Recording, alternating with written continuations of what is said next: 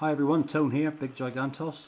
Thought it was about time I did another review, and I thought we'd go right back to G1 again. I've not done a G1 review for a while, and this is one that I've been wanting to do for quite a while. I've known how I'm going to be doing it. There's quite a bit to show you with this one. This is G1 Perceptor, for those of you that didn't know or have never heard of him.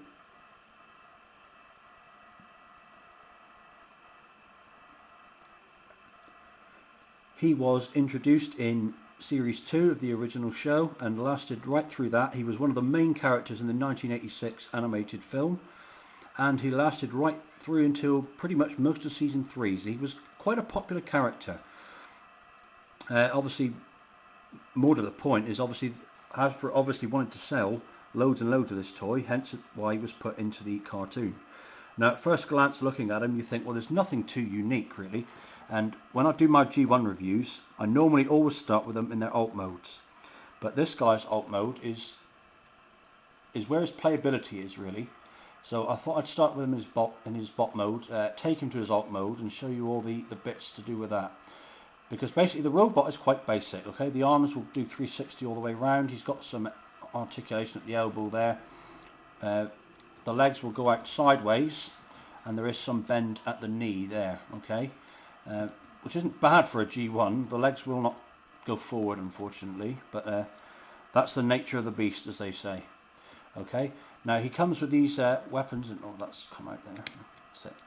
Okay, he comes with these weapons. There's just one solid plastic gun there, and in his left hand he comes with his missile launcher, and he comes with 3 of these missiles. Now you can just pop one of these in there like that. It will clip in. Just to sort of tip that up and put it in. Okay, they won't fire out, just when you unclip that they'll fall out. Okay, obviously comes with 3 of those. I like to think of that as more of a sort of a welding torch really. That's what it looks like, because obviously in the show he was like the scientist, the technician who had that really annoying thing that people do, that British stereotypical posh voice. I mean, okay, that was just a thing back then. Everybody thinks that Brits talk like that, but it doesn't bother me. I quite like the character. I've liked him ever since I was a kid. He's not my favourite one, I wouldn't think. The only problem I've got with this bot mode really is these stickers here on his thighs. What I like to do really is sort of turn them around that way. In fact, that's the wrong way. If I turn them that way, like that, and then turn this back around, it shows more of his blue, which I think looks a little bit better. But then the problem is the legs won't quite go together as well as they should. But I prefer to have them that way. And in fact that's how I store him. Okay, he is an original one, not a reissue, and you can see if I turn this around, that's his rub sign there.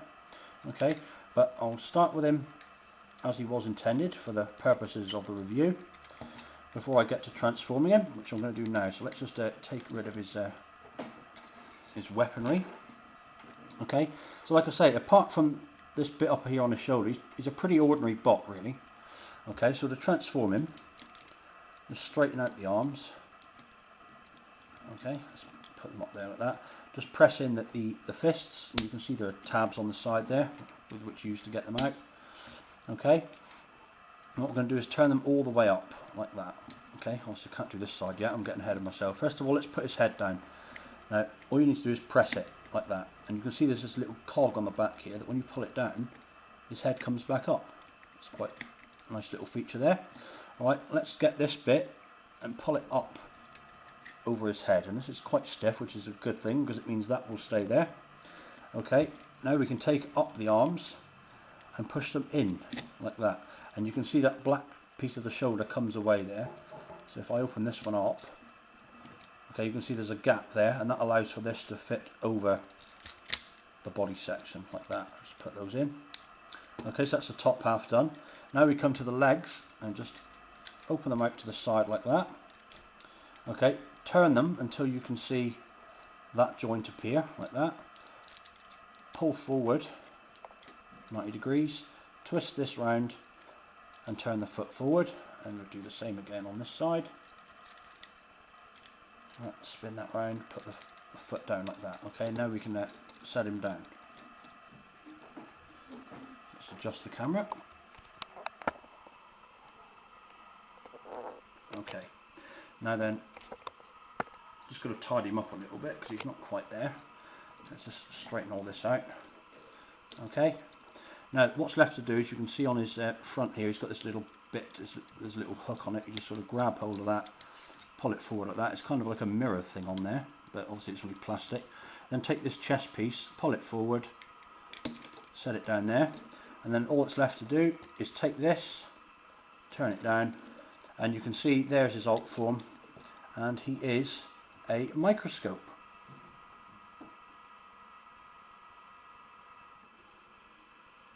Now he is a working microscope, and what I mean by that is you can actually use the scope to look at things.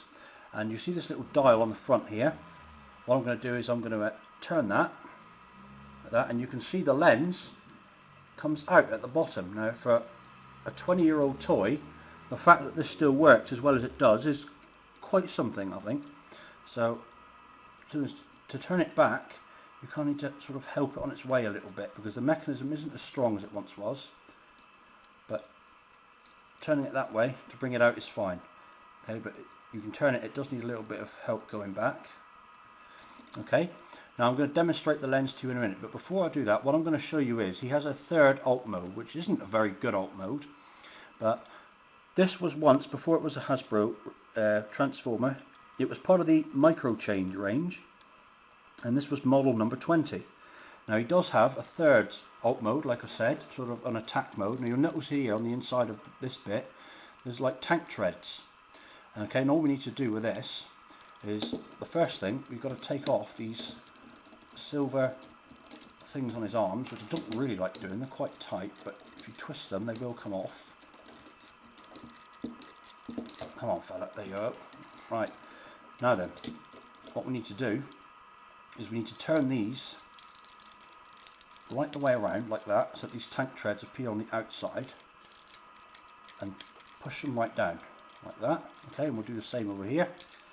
Just turn that around, pull it down. Okay, that all stays where it is. Just pull this up slightly like that, and that is kind of a laser cannon mode, although it's not quite there yet, because underneath the feet here you'll notice these blue bits with wheels. What you need to do is grab hold of those and pull them out. Okay, and he's got one on each side like that. That just gives it a bit of extra stability. Put the feet back down, turn that up. Now that is an official mode. That is in it. That is in his instruction booklet as well, to be able to do that. And obviously the little driver man that came with these things would sit there. Okay, so that is sort of a tank mode, although it's obviously not that good a one, to be quite honest. Alright, so what I'm going to do is I'm going to take him back to his microscope mode from there. Incidentally, you can plug his weapons into these ports here that have appeared on the sides. Okay, you can plug those in. You can in fact, like I said, leave those on if you want to, but then it means you cannot display him downwards like that, because they get in the way. Although I prefer, if I'm going to use this mode, to have him like that anyway. Okay, so I'm just going to take him back to his microscope mode. Just put those in, flip that around and turn this, and the same on the other side. Swing that around, pushing that little wheel like that. Okay, so he's now in his microscope mode. Now then, like I said, this is a working microscope, and in fact you can indeed view things in his lens. Now obviously under here, this is a clear bit of plastic. You can see right through this, and it's got this little mirror type bit underneath here. Now obviously, the same as with a real microscope, to view anything through it you need to have light going in through the bottom, and that's what this aids to do. So you can in fact put things on this little tray here, provided you've got the lens pointed in just the right direction and you have just the right amount of distance put on that. I usually find that that is about right. Okay, and the trick is to not get your eye too close to this. Okay, if you go too close it's blurred. You need to be about here, alright, for it to work properly. Okay, obviously you need to have a well lit room. Daylight I suggest is possibly best, and you can put things like I don't know, if you've got a bag of nuts, put a few on there, put a dead fly on it or something like that, and you can view it through this lens, which is a ×14 lens. Now that's not as powerful as obviously a real microscope would be. You're not going to be able to look at cell formations or look for nucleuses or anything like that like you did in school. But remember, it is a toy, and it is a times 14 lens, which for something like this isn't bad. And as a result, this toy was very popular back in the day, hence why he was in the cartoon so much they wanted to sell loads of this. And indeed they did. He was a very popular character, not only just because of the toy, because of his character as well. Right, so what I'm going to do now is I'm going to demonstrate the lens to you.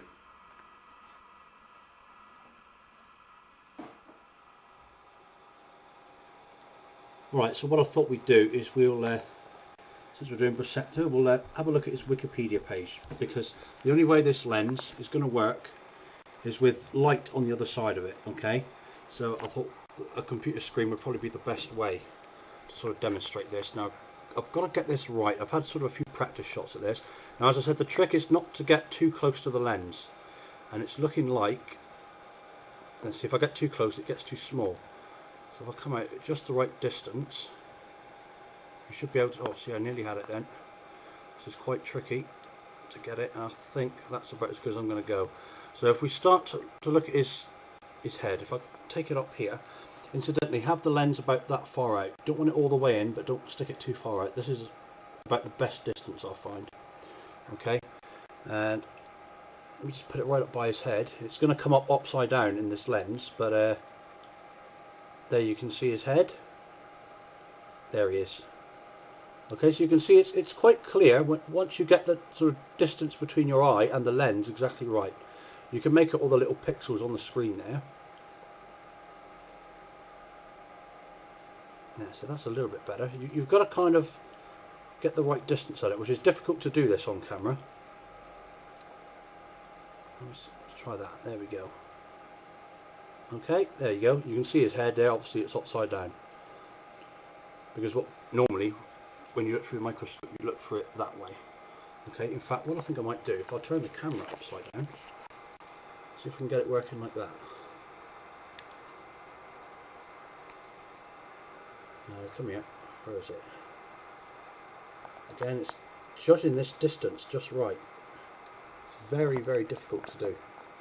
See, that's too close, I need to come back a bit. Come on, Perceptor, where are you? There he is, it's still coming. There we go, now you can see his head there. Okay, that's about as good as I'm going to get it, I think. There's the top of his head, there you can see his eyes. And if I scroll over here, just look at some of the text on the screen. So I'm doing my best to try and pull this back far enough. See, that's a bit better. This is really hard to hold the camera still on the lens at just about the right place. There we go. It's actually better than that to the naked eye. But this isn't a bad attempt, if I do say so myself. Okay, so we've got the top there. Come on, get in focus. That's too far away.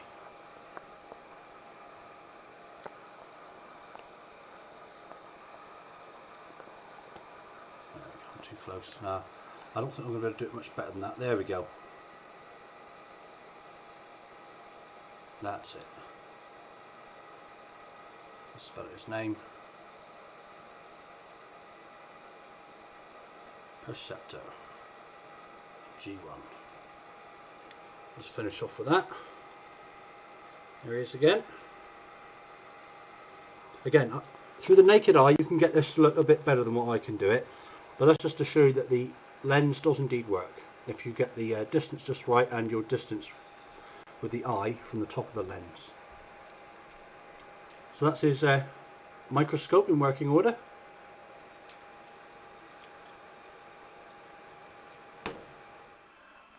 Okay, so I hope you like that little demonstration. That's no other better way I can put it than that really, but I did want to show that the lens on these things do work, albeit not great, but let's remember they are toys. But for what it is, I think it's a pretty good little thing, and I can see why these were popular with any budding enthusiasts, scientific enthusiasts back in the day, especially based on his character was that of a scientist. But to have something like that I think is quite unique. Obviously his tank mode isn't really all that up to much, but again that's not he was never a fighter anyway. Okay, he was always adopted the scientist role, but a very nice toy, especially the ones I've got that are in excellent condition. Things you do have to look out for on these when you buy them is sometimes you'll find all this chrome here that's chipped off, and indeed on the wheels as well, although mine are in pretty good nick. Okay, and this particular one, see what I'm using now, doesn't have the rub sign, and that was because it came out without a rub sign for some reason, on some of the later ones that were released. But this one I've got here is the original one with a rub sign. I do like to have all my Transformers with rub signs if they came with them. But a very nice toy to own. Pick him up if you can, especially make sure to ask whether this is working or not, because that will affect the price. If you're paying more than £60 for one, I would expect that to be working, so do make sure you check when you're buying a Perceptor on eBay. Alright, again, I've turned mine around with the blue bits of his leg facing the front. Like I say, very nice toy, not very articulate apart from the bits I showed you. And he's quite large. I suppose in today's terms he'd be considered a Voyager class. But a very good toy. Pick him up if you can get him. Very nice one to have in your collection, especially stood next to Blaster, who he was synonymous for working with quite often. But that's my review of G1 Perceptor done, guys. Hope you liked it. I'll see you all again in the next review. Until then, take care and bye bye for now.